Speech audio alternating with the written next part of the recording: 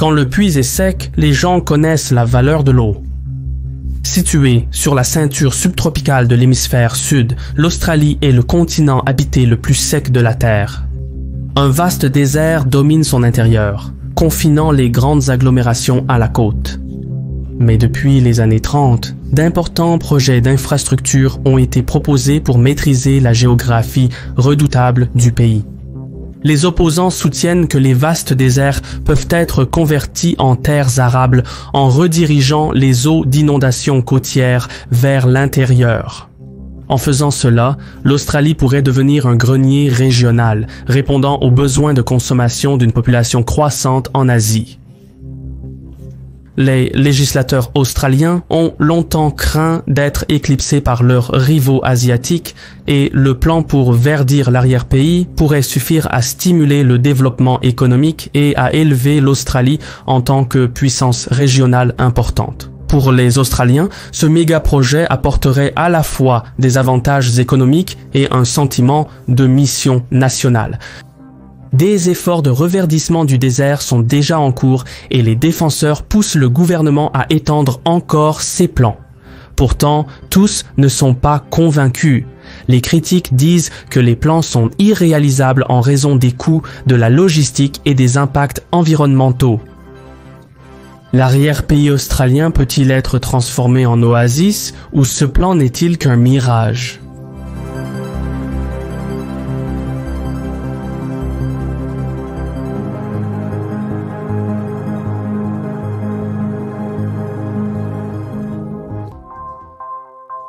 Le grand bassin artésien domine l'intérieur est de l'Australie.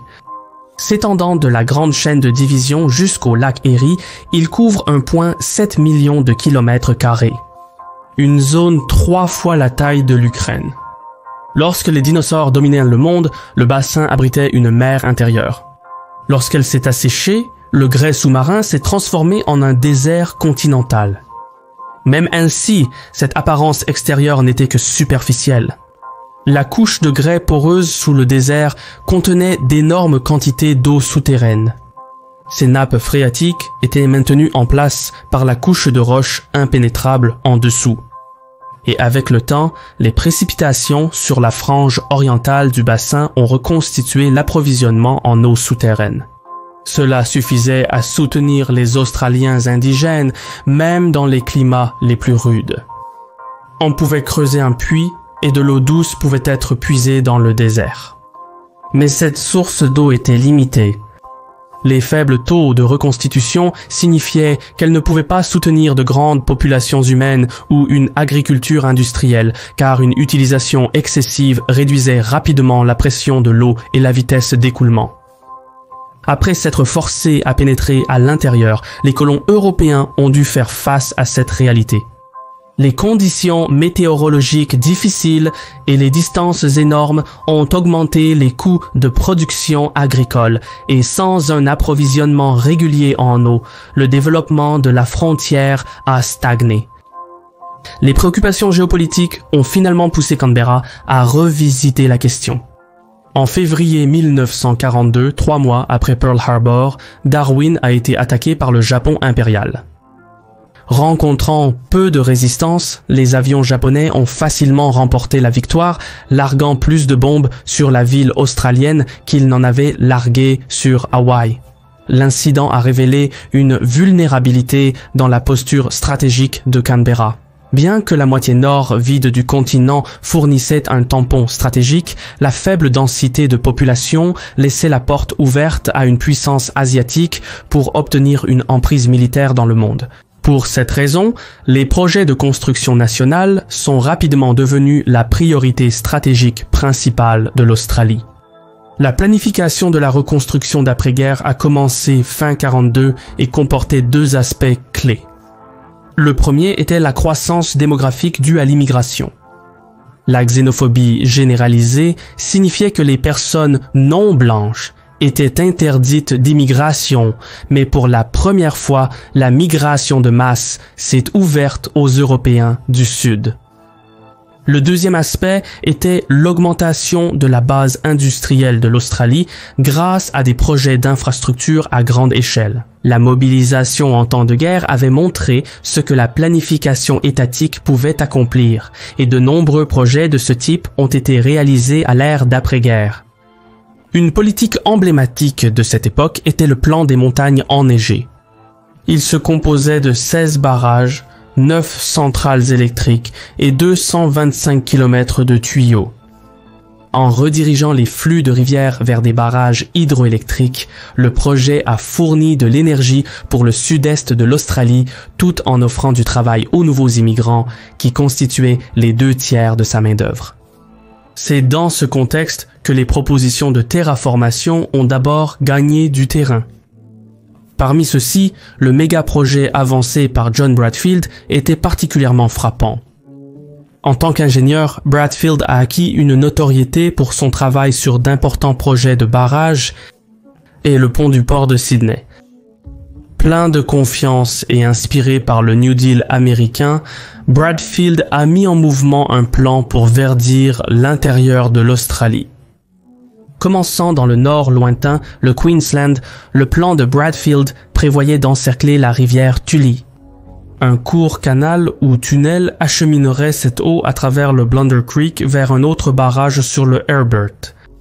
De là, l'eau serait déviée vers le Haut-Burdekin avant de finir à un autre barrage aux portes de l'enfer. Cette accumulation d'eau remonterait ensuite le Clark avant d'être canalisée dans le Flinders.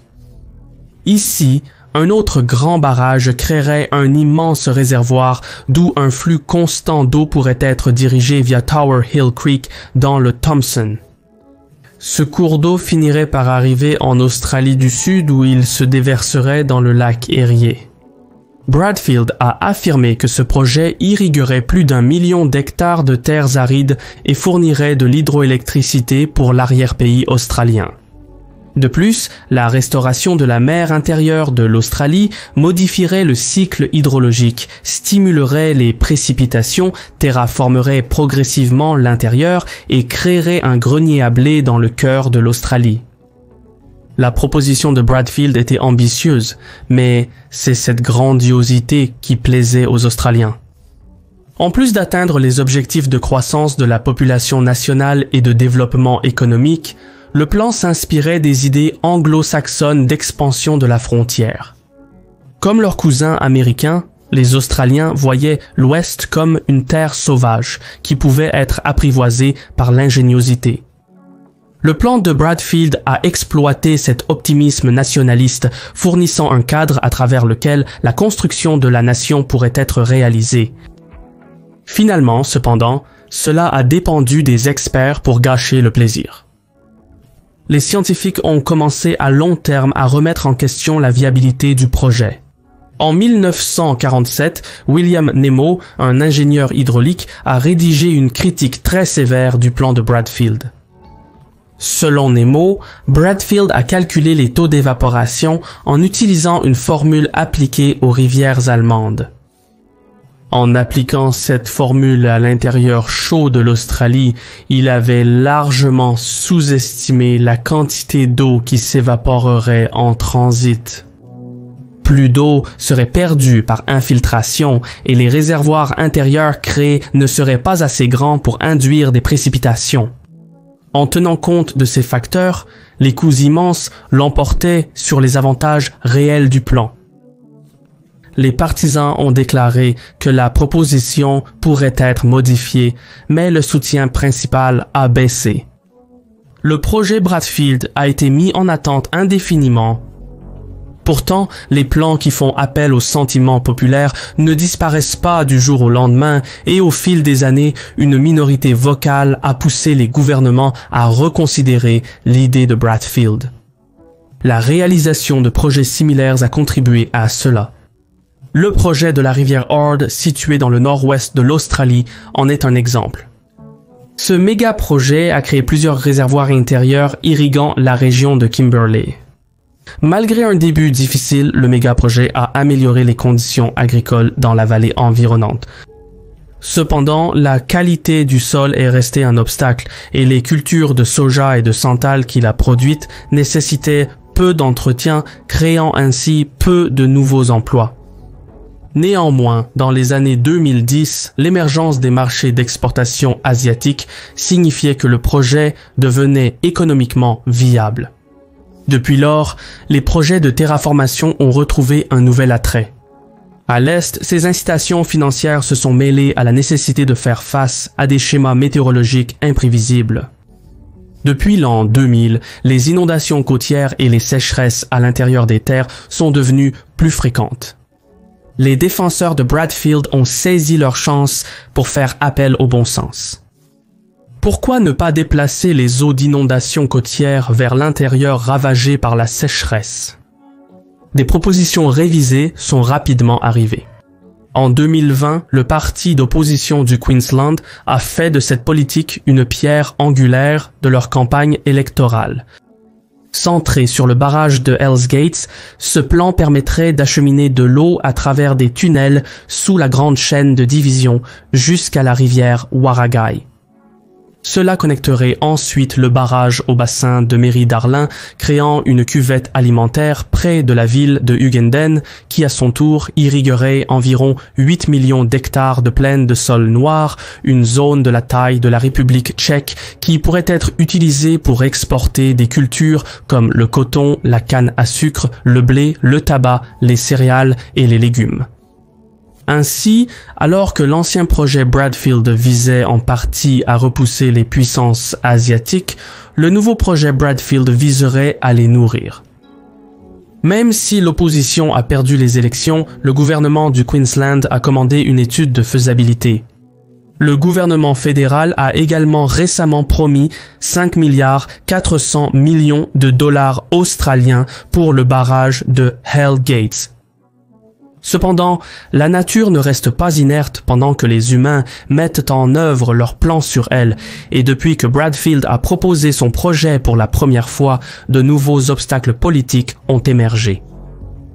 Les pointes de vue sur la gestion de l'eau ont changé.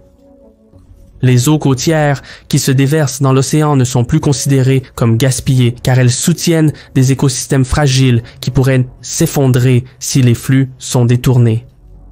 L'augmentation de la pollution et du ruissellement causé par l'agriculture de masse pourrait également menacer la Grande Barrière de Corail, qui connaît déjà une crise écologique due au blanchissement des coraux. Ainsi, pour de nombreux Australiens, les avantages du plan ne valent pas les dégâts environnementaux. Il est également incertain comment le projet affectera les communautés indigènes. Le plan a été initialement formulé lorsque les Australiens indigènes n'avaient pas de voix politique. Les habitants d'origine de l'Outback ont simplement été chassés de leur point d'eau sous la menace d'une arme à feu. Ce n'est plus le cas. Et depuis que la Haute Cour d'Australie a reconnu les droits fonciers autochtones en 1992, les propositions de développement doivent prendre en compte les besoins de la population indigène. Les projets d'infrastructures à grande échelle sont donc ouverts aux défis juridiques, ce qui pourrait coûter au gouvernement à la fois du temps et de l'argent. Donc, jusqu'à ce que le plan Bradfield ait été réellement exécuté, les partisans ne devraient croire ni ce qu'ils entendent, ni la moitié de ce qu'ils voient. Pris ensemble, le projet Bradfield a fasciné de nombreux Australiens, mais sa réalisation est restée insaisissable. Les raisons de restaurer la mer intérieure de l'Australie peuvent avoir changé, mais le désir de construction nationale reste. Pourtant, cette vision de l'avenir n'est plus incontestée et beaucoup voient le projet comme une relique du passé. Comme toujours, quelle que soit la direction que prendra le plan, elle sera façonnée par les contraintes politiques du moment, car personne ne peut pagayer contre le courant de l'histoire. On ne peut que flotter à la surface et regarder. J'ai été votre hôte, Shirvan de Caspian Report. Un grand merci à Anton Merrill pour ses recherches sur ce sujet et comme toujours, laissez un like, commentez et abonnez-vous si vous avez apprécié ce rapport. Merci pour votre temps et Sarol.